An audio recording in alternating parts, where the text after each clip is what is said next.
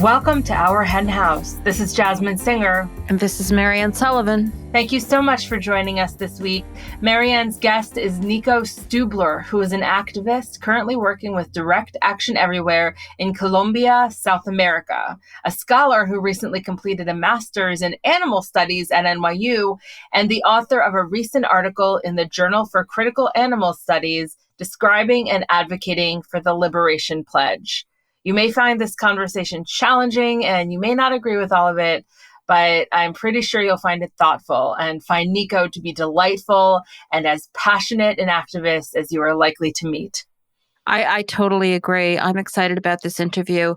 And on this week's Flock bonus segment, I'll be continuing my conversation with Nico. And as always, if you are a Flock member, you'll get the link to the bonus segment in your email on the Tuesday after this podcast goes up, where you can always find it on the Flock Facebook group. If you're not a member of the Flock and you can afford it, you can join for $10 a month at ourhenhouse.org/donate.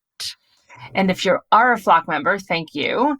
Please join us for our first Flock Friday Zoom calls, which are once a month on, you guessed it, the first Friday of the month at 4 p.m. Eastern, 8 p.m. Greenwich Mean Time, where we focus on how to be better activists and how to take care of ourselves. And we speak to some inspiring guests, many of whom are recent podcast guests. So if you're a member of the Flock, check out the Flock Facebook group for updates or write to us at info@ourhenhouse.org. And if you're a member of the Flock, you can also set up one-on-ones to meet with me as well to discuss your activism or your veganism or anything about your shared passion with us to change the world for animals. To set up an appointment with me, just email Jen at jen@ourhenhouse.org. We also have a special announcement this week from Compassion Consortium, which you may have heard about from Victoria Moran, who is one of its founders and one of our favorite people. Compassion Consortium is a non-sectarian and interfaith religious center that offers spiritual guidance, support, and fellowship to vegans, vegetarians, animal rights activists, animal lovers, and all humans who care about and advocate for animals and the planet. Each Sunday at 4 p.m. Eastern Daylight Time, they conduct an online service, which you can sign up for at compassionconsortium.org/Sunday-service. Each service includes immersive spiritual practices such as musical reflection, meditation, prayer, and loving kindness, as well as a conversation with a special guest. And on June 27th, as part of their month-long Pride celebration, the special guest will be another favorite person of ours, Jane Velez-Mitchell, the founder and content editor of Jane Unchained, a multi-platform social media news outlet that produces original video content on animal rights and on the vegan lifestyle. Jane's vegan and animal rights credentials are pretty much too numerous to mention, but we'll just say she's amazing and fabulous. And I'm sure this conversation will be deeply meaningful. A lot of cool stuff going on. And you were recently in a very cool place. Your favorite, man, I don't want to say it's your favorite place in the universe, but it might be, and that's New York City. Tell us what happened. Well, as our longtime listeners know, I lived there for the greater part of 20 years, and you lived there for the greater part of a lot longer than that. And it's still hard to sort of adjust to not being there. And so I try and soak it up whenever and however I can. And so I was waiting till I felt like it was safe enough to go with the vaccinations and all of that. And the hotel prices were still really low. So I did wind up going, and I squished in as many meetings and as many restaurant experiences as I possibly could. And I feel inflated. We don't really care about the meetings. Tell us about the restaurants. Okay. So I went to some oldies but goodies, Francia and Hangawi, which are sister restaurants. I love Hangawi. I mean, I love Francia too, but Hangawi is so charming. It's a very traditional Korean experience. And that's the restaurant where they have, the tables are like on close to the floor, and it looks like everybody's kneeling, but there are actually wells underneath the table. So you actually can sit there, but it looks like you're kneeling. So it feels very Korean. Also, you take your shoes off when you go in. And every time I go there, I manage to wear socks that have holes in the toes. It's just the way it works out. It really happens to me too. Well, what is that? Why don't we think I'm going to Hangawi? Put some good socks on. I thought it. I got there. I took my shoes off. I was so happy because my toes were intact. Ate dinner, put my shoes back on, got back to my hotel, took my shoes off, and the heel was completely ripped through. So that's, I've moved on. Basically, I've moved on from a hole in my toe to a hole in my heel. Aside from that, it was just great. I was with two friends who are, New Yorkers and vegans, longtime vegans, and everyone was like, why don't we go to this place more often? And it's just great. It's not that usual to find a totally veganized Korean menu. It was nice to see an old friend of mine from the West Coast here on the East Coast, which is Veggie Grill, which I, of course, ate at in LA and in Portland, but this was the first one on the East Coast on 23rd Street. So that was nice. And there's a new restaurant open that I tried down in Chelsea called Willow Vegan Bistro, and it's opened by the same folks who run Beyond Sushi, and they call it elevated comfort food. And it was phenomenal. Like every single bite of everything I had was like the best kind of, fancy comfort food experience, which I what did you order? So I was with someone and we had Caesar salad and we had cauliflower wings and we had mac and cheese and we had, just meatball sub, and like it was really that good. all does sound very comforting. Yeah, it was good. But I think another thing that was a great surprise food wise, I had to meet a friend in a specific area of the city for a variety of logistical reasons. We didn't have much time, so I basically looked at a map and chose a place called Bombay Sandwich Company, and it was not far from where you used to work at the court. It was on, I think, 28th or 27th and 7th. And it was just like an Indian sort of, maybe a mix of Indian and American food. But it was like pretty much all made into a sandwich. I think that's where the American comes in. But it was like chana masala sandwich. And there's like mango chili Beyond Burger sandwich. Like it was kind of a blend. And it was epic. Like, it was so good. If you could only somehow go back in time and have that place exist, it was really. And I also went to the Museum of Illusions, which is one of my favorite museums because I like to play and lose myself, and it's like optical illusions. So you were near 11 Madison Park, but you didn't get there. I mean, it's a little beyond my scope. I think it's like $500 for a person for dinner, something like that. I've heard upwards of 1,000. Like yeah. How good can the food be? I kind of want to joke on the podcast right now and say, if someone's listening to this and they want to take me, then please do. But I said that a couple times on the podcast, like jokingly, and then people were like, "Oh, I'll take you to so whatever you're talking about," and I feel guilty, but then I do it anyway. So I'm not going to say it, but I will think it. 11 Madison going. I kind of think you just said it. This is a little. All right, you're right. You're right. Yeah. I do remember. Perhaps you remember this. I mentioned this a couple times, but like way back, maybe in 2010 or 11, I mentioned on the show that I was having problems with my skin, and there was like this like all natural vegan, like not a dermatologist, but someone who specialized in skin, who it wasn't a doctor, but I really don't know where this is going. I swear, everybody, I don't know. She sent me these vegan cruelty-free products because I said on the show that it was having like skin issues. It's so kind. That was really, really kind. Yeah, that's really nice. Anyway, before we get to the interview, we have another super kind thing, which is a really cool, kind author. I'm trying really hard here to bring in a transition. It's going awkwardly, isn't it? That's okay. Yeah, a bit. We have this great reading by an author, Justin Barker. Wouldn't it be cool to be an animal rights person? Your last name is Barker. Well, Bob Barker's last name is Barker. I know, it is indeed. So Justin is going to be reading from his new book, Bear Boy, The True Story of a Boy, Two Bears, and the Fight to be Free. He is giving us a short reading of it before we get to our full interview. I love this book. Justin Barker was 13 years old when he launched Citizens Lobbying for Animals in Zoos, and was subsequently named one of 20 teens who will change the world in Teen People magazine, and featured in National Geographic and Animal Planet, NBC, CBS, for standing up for Brutus and Ursula, two black bears living in horrific conditions in a California zoo. Although he has gone on to a successful career as a director and producer, this young adult book harkens back to those early days of activism and how it changed him, and aims to inspire a new generation of activists to question the role of zoos and imagine a kinder, more inclusive world. So here is Justin Barker reading from his new book, Bear Boy. Hi, I'm Justin Barker, a longtime listener of the Our Hen House podcast and author of the new young adult book, Bear Boy, the true story of a boy, two bears, and the fight to be free.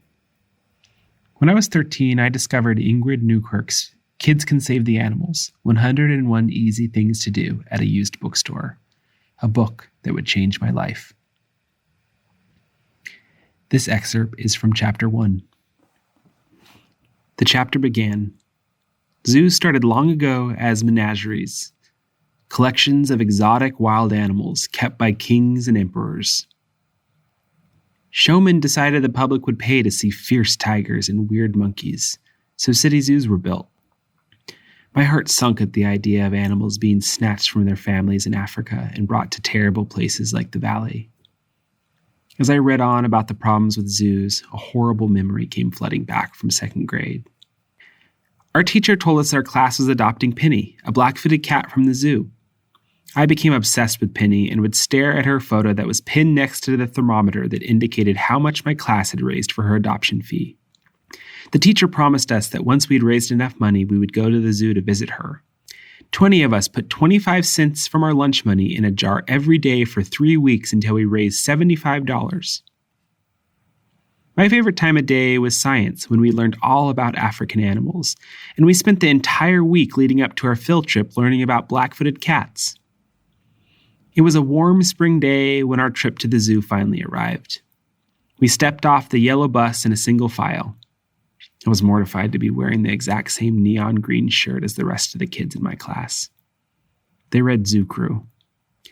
I tuned out our tour guide as we wandered through the zoo, passing by the many animals. Blah, blah, blah, hyenas, zebras, yada, yada. I just wanted to meet Penny. Then, beyond the filthy hippo tank, past the puke green duck pond, the moment I had been waiting for arrived. The paint peeled off a sign that hung over the walkway. Small felines of Africa. We moved past a long line of cages until the tour guide stopped our group. "This is Penny," she said. "She's the black-footed cat you all raised money for." We had learned her species was nocturnal and slept most of the day. I had imagined she'd be in a big sandy pit with well-shaded shadows for her midday naps. I pushed to the front of the group and spotted her in a concrete and metal cage that was only a little bigger than my closet. It was filled with dead tree branches, but I knew from our studies she couldn't even climb. Her eyes were wide. She looked like a scared house cat trying to escape the sun and our glares. If she weren't locked in that hell, she would live on the sandy terrain of the Namibian savannas. My palms began to sweat from my tight grip on the 4-foot-tall fence that stood between us and her enclosure. One of the kids shook the fence to taunt her. She jumped and cowered near the closed door of the back of her cage. Everyone, including the adults, laughed at her reaction. Everyone, that is, except me. I felt so sad for Penny, such disappointment. Such shock that anyone thought these conditions were okay. And the fact that she had just become the butt of a bully's cruel joke, tears began to roll down my face.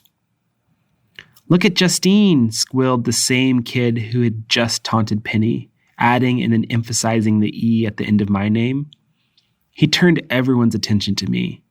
"What are you crying about?" he asked loudly without an ounce of curiosity in his voice. 6 years later, at the start of summer, reading the truth about zoos made me realize I was right to feel sad for Penny that day.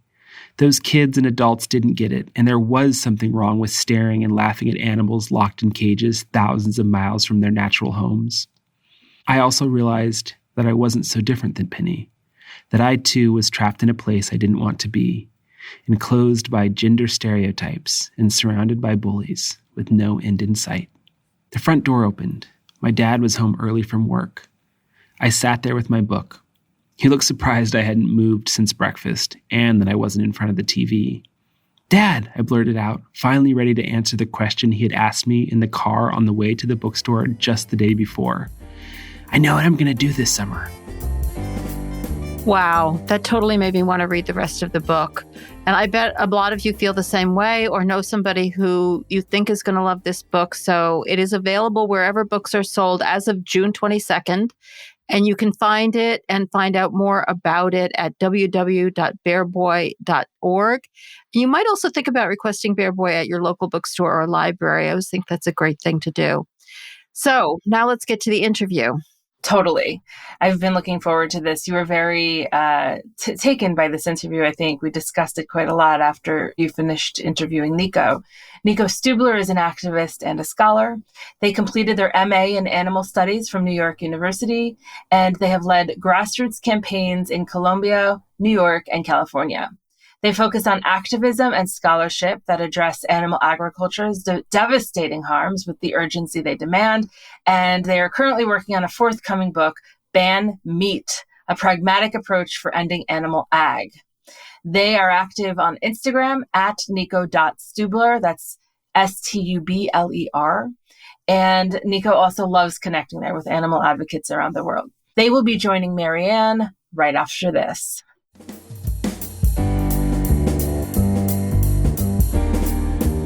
Social media has become such an important part of almost all of our lives. So please make our hen house part of that social media experience for you. You can like us on Facebook. You can follow us on Twitter or Instagram. We try to post some news stories to help you keep up to date on what's happening in the world for animals. You can also find us online, of course, on our website, ourhenhouse.org, or you can email us. If you have some concerns or questions or something you'd like us to discuss on the podcast, let us know. info@ourhenhouse.org.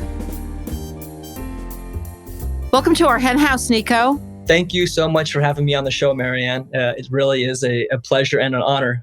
I'm a long-time listener of Our Hen House. I've listened to every single episode, and also a proud flock member. During my Peace Corps service, for about the first year, I was living in a very, very isolated community, and Our Hen House was my vegan community. So on my walks to and from work every day, I would listen to episodes. And this show gave me a tremendous background of the movement and provided me community at a time that I really needed it. So yeah, in many ways, it feels like I'm coming full circle being on the show, and I'm really grateful for the opportunity to be here today. Oh, that makes me so happy, Nico. Like, I can't tell you, like, that is exactly why we do this. And so it makes me so happy that we were at least a comfort to you in those times. And hopefully, given all of the wonderful guests we've had on, that you learned a bit too. Thank you for saying that. I love having someone who was once my student on. It makes me feel so happy. And I'm so happy that you're here because you're going to share with us today something I think a lot of people feel is controversial and aren't sure whether it's a good idea, but are very, very intrigued by it and maybe don't know enough about it. So first of all, let's start out by just briefly describing what the Liberation Pledge is. Great. Yeah. So the Liberation Pledge consists of 3 parts. The first part is essentially to be vegan. So I imagine for most of our listeners, it's a pretty easy first step. The second part is to not eat around other people who are not eating vegan. So that is to not eat in the presence of people consuming animal products. And then the third part is to help encourage and spread more and more people to take the pledge. So that's a kind of concise description, but I just kind of wondering, what does this look like? Are you swearing to leave the room if other people are eating animals, or just not sit at the same table? I've heard some people talk about it that way. So what does it actually look like? What would you consider the bottom line? Yeah, so there is a lot of flexibility in how people decide to practice it, and I think that helps to make it more accessible. But the bottom line is to not be at the same table as another person who is eating animal-based products.